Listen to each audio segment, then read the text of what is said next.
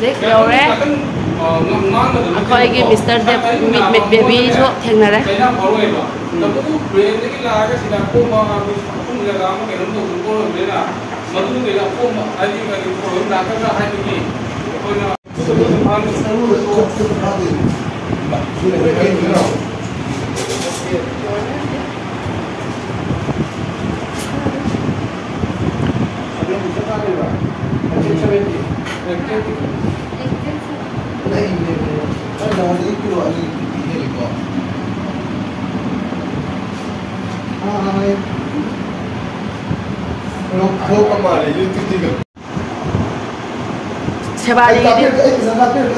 Sebari gini watre, boleh le.